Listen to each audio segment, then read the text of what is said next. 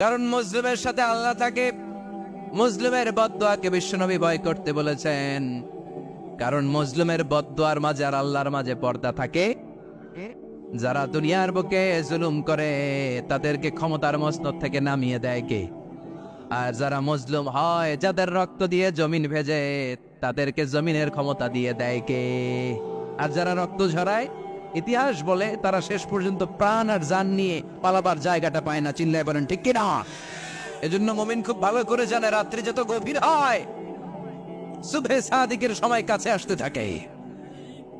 গর্ভবতী নারীর পেটের জ্বালা যন্ত্রণা ব্যথার পেইন যত বাড়ে, নতুন মেহমান আগমনের সময় কাছে আসতে থাকে।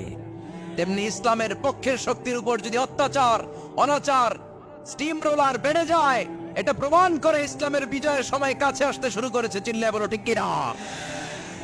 যে ফেরাউনকে আল্লাহ সাগরের জলে ডুবিয়ে মারল, যে নমরুদকে আল্লাহ শেষ করে দিল, যেই কারণকে আল্লাহ শেষ করে দিল, সে আল্লাহ আজও আগের ক্ষমতা নিয়ে ছেড়ে নাই। এই জন্য বিয়াদিহিল মুলক, তার হাতে ক্ষমতা। ওহু আলা কুল্লি শাইইন কাদির, তিনি চাইলে সব করতে পারেন। তিনি রাজারে প্রজা বানাতে পারেন, প্রজারে রাজা বানাতে পারেন, ধনীরে গরিব বানাতে পারেন, গরিবরে ধনী বানাতে পারেন। তিনি সাগরকে মরুভূমি করতে পারেন, মরুভূমিকে দরিয়া করে দিতে পারেন। তিনি কে? ওয়া হুয়া আলা কুল্লি শাইইন কাদির, তিনি যেটা চান সেটাই করতে পারেন। চিল্লায় বলেন ঠিক কিনা? এরপর আল্লাহ বললেন, আল্লাযী খালাকাল মাউতা ওয়াল হায়াতা লিয়াবলুয়াকুম আইয়ুকুম আহসানু আমালা ওয়া হুয়াল আজিজুল গফুর। সুবহানাল্লাহ পড়েন। আমরা বললাম, আল্লাহ বুঝেছি আপনি সব ক্ষমতার মালিক, আপনি যা মনে চায় তাই করতে পারেন। আর আপনি কি কি করতে পারেন? আল্লাহ বললেন, গোলাম, আমি মৃত্যুকে তৈরি করেছি, জীবনকে তৈরি করেছি, লিয়াবলুয়াকুম আইয়ুকুম আহসানু আমালা, এটা পরীক্ষা করার জন্য যে তোমরা কে কে দুনিয়াতে ভালো আমল করো। সুবহানাল্লাহ পড়েন। তিনি মৃত্যুকে তৈরি করেছেন, তিনি জীবনকে তৈরি করেছেন, লিয়াবলুয়াকুম, পরীক্ষা করার জন্য, আইয়ুকুম আহসানু আমালা, কে ভালো আমল করে। জীবন বানিয়েছে কে? মরণ বানিয়েছে কে? জীবন আর এই মরণ খেলার মাঝখানে একটা জিনিস থাকে, সেটার নাম হচ্ছে রূহ। সেটার নাম কি? রুহের স্রষ্টা কে? চিল্লায় বলেন। يسألونك عن الروح قل الروح من أمر ربي وما أوتيتم من العلم إلا قليلا। আল্লাহ বললেন, নবী, লোকেরা আপনারা জিজ্ঞেস করে রুহ কারে বলে, আপনি লোকদের বলে দেন রুহ কেউ বানাতে পারে না। রুহ হলো আল্লাহর একটা অর্ডার, আল্লাহর আদেশে দেহে ঢুকে, আল্লাহর আদেশে বের হয়ে যায়। ঠিক কিনা? এই যে ছোট্ট বাচ্চাটার দেহের ভিতরে যে রুহ ঢুকলো, কে দিল? 120 দিনের আগে মানব শিশুর দেহের ভিতরে কিন্তু রুহের ফুৎকার হয় না। সহিহ বুখারীর বর্ণনা 40 40 40, 340-এ কত? কথা বলেন। প্রথম 40-এ থাকে নুতফা, তারপরের 40-এ হয় আলাকা, তারপরের 40-এ হয় মুদগা, sperm drop, blood clot, and then the little flesh. ছোট্ট নাপাক পানি ছিলাম, শুক্রাণু ছিলাম আমরা। কি ছিলাম?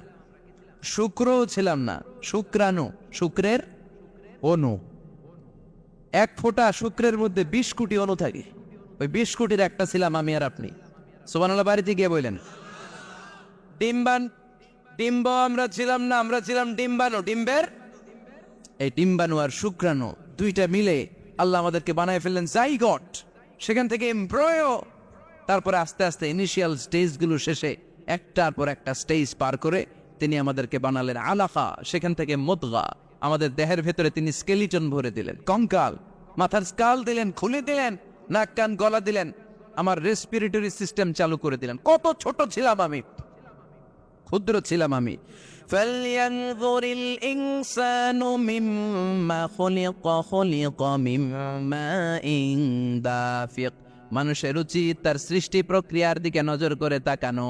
বাবার পিঠ থেকে সবেগে নির্গত হওয়া পানি দিয়ে মায়ের পেটে তোমারে ঢুকায় দিল কে? নাপাক পানি থেকে ছোট্ট ব্যাঙ্গাচির মতো ছিলাম, জোকের মতো মায়ের জরায়ুর দেয়ালে লেগেছিলাম। সেখান থেকে বড় করতে করতে আমার রেসপিরেটরি সিস্টেম, আমার এয়ারিং সিস্টেম, আমার সব সিস্টেমগুলো তিনি আমার দেহের ভিতরে সেট করে দিল। চিল্লায় কোন সুবহানাল্লাহ। 120 দিনের সার্টেন পিরিয়ড শেষে তিনি দেহের ভিতরে রুহের ফুৎকার দিলেন, দেয়া মাত্রই আমার রুহুতে ধপ ধপ ধপ শুরু হয়ে গেছে। ওই যে ধপ ধপ শুরু হয়েছে আজও থামে নাই। এই ধপ ধপ থামলে বাঁচবেন, দম ফুরাইলে আমরা ঠুস হয়ে যাবো, ঠিক কিনা? আয় রে মানুষ রঙিন ফানুষ, দম ফুরাইলে তবু তো ভাই কারোরই নাই একটুখানি। আয় রে মানুষ রঙিন ফানুষ, রঙিন ফানুষ, আয় রে মানুষ। সুবহানাল্লাহ বলেন। সে আল্লাহ বললেন, গোলাম জীবন আর মরণের মাঝখানে আমি তৈরি করেছি রুহু। পৃথিবীর বিজ্ঞানীরা সব বানাতে পারে, কম্পিউটার বানাতে পারে, প্লেন বানাতে পারে, হেলিকপ্টার বানাতে পারে, রকেট বানাতে পারে, কিন্তু গোটা বিশ্বের সব বিজ্ঞানীরা মিলে কি রুহু বানাতে পারে নাকি? কথা বলেন। গত বছর সোফিয়া নামে একটা রোবট আসছিল না? কথা কন। ওটা মাথা উঁচু করে নিচু করে কথা বলতে চায়, মানুষের মতো হতে চায়। আসলে কি মানুষ? ওটার মধ্যে কি রুহু আছে? রুহু বানাইতে পারবে কেউ? এই রুহু নিয়ে যে কত গবেষণা, মুমূর্ষ রুগীদের উপর গবেষণা চালিয়েছে অনেক। বুলেট প্রুফ গ্লাসের ভিতরে মুমূর্ষ রুগীকে রেখে রেখে তারা চেক করতে চেয়েছে আমেরিকান বিজ্ঞানীরা যে রুহু কোন দিক দিয়ে বেরোয়। তারা ওজন করে দেখে, মানুষ মরে গেলে কোনো লাশের ওজন বেড়ে যায়, কোনো লাশের ওজন কমে যায়। যেটাতে কমে গেছে 2 কেজি কমে যায়, তার অবাক। কিরা আগে ছিল 80 কেজি, এখন হয়েছে 78 কেজি, তার মানে 2 কেজি না, এটাই রুহু। এটাই কি? এটা হচ্ছে গবেষণার ধাপ। অনেকগুলো মডিউল তারা আনে, অনেক মুমূর্ষ রোগীকে গ্লাস ফিডিং করা, ইন্টেন্সিভ কেয়ারে রেখে তারা অবজার্ভ করে, আর অক্সিজেন মাস্ক খুলে দিয়ে তারা দেখে যে লোকটা ছটফট করে কিভাবে মরে। মরার আগে ওজন মাপ ছিল 80 কেজি, মরে গেছে পরে আবার ওজন দিয়ে দেখে 78 কেজি। কমছে কয় কেজি? বিজ্ঞানে কয় পাইছি। সবাই কয় কি পাইছো? কয় রুহু। কই পাইলেন? কয় আগে 80 এখন 78, 2 কেজি। রুহুর ওজন কয় কেজি? তো বিজ্ঞানীদের সিস্টেম হচ্ছে যে কোনো একটা বিষয়ের উপর গবেষণা চালালে তারা পূর্ণাঙ্গ ডিসিশনে পৌঁছতে পারে না। They couldn't jump to the final conclusion just on one module, based on one module. They cannot do it. তাদের অনেকগুলো মডিউল আনতে হয়। তারা আবার নমুনা আনলো আরেকটা, মুমূর্ষ রোগী, অক্সিজেন চেম্বার লাগানো, মাস্ক লাগানো, এটা খুলে ফেললে মরে যাবে। বুলেট প্রুফ করা গ্লাসের ভিতরে ঢুকিয়ে এটার ওজন মাপ, এটার ওজন 60 কেজি। এবার মাস্ক খোল, মাস্ক খুলছে ছটফট ছটফট করে, এটা শেষ। এবার মাপ দেখ, এবার মাইপা দেয়া গেছে 63 কেজি। কয় কেজি বাড়ছে? এক একটার এক এক সিস্টেম হইতেছে, কোনোটা কমে, কোনোটা বাড়ে, কোনোটা কিচ্ছু হয় না।